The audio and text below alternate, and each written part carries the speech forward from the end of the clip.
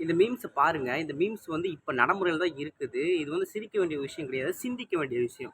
அதாவது ஒரு ஆங்கிலியன் வந்து நம்ம லாங்குவேஜ வந்து ஏதாவது தடுமாறி பேசிட்டான் அப்படின்னா, நம்ம பார்த்து ரசிக்கிறோம். ஓகே. ஆனா ட்ரை பண்றான். நம்ம லாங்குவேஜ கத்துக்கிறான். ட்ரை பண்றான் அப்படின்னு சொல்லிட்டு ரொம்ப நம்ம என்கரேஜ் பண்ணுவோம். ஆனா நம்ம இங்கிலீஷ் ஏதாவது தடுமாறி பேசிட்டா அந்த நாட்டுக்காரன் நம்மள பார்த்து சிரிக்கிறான். என்னையா அது இங்கிலீஷ் கூட தெரியாத ஒரு தற்குறிங்களா இருக்காங்களா? அந்த அளவுக்கு நம்மள கலாய்க்கிறாங்க. இது வந்து இப்படி உங்களுக்கு வந்தா ரத்தம், எங்களுக்கு வந்து தக்காளி சட்னி அப்படின்னு கேட்க தோணுது. ஆனா கேட்க முடியாது. ஏன்னா, இப்ப இங்கிலீஷ் பொதுமொழி ஆயிப்போச்சு. தமிழ் வந்து இந்தியாவிலேயே பொதுமொழியே கிடையாது. இந்தியா இந்தியால வந்து தமிழ் மொழி எந்த கடைசியில இருக்குதுன்னு அப்படின்னு எனக்கு தெரியல. ஏன்னா, ஆ இப்ப இங்கிலீஷ் தான் வந்து பொதுமொழி.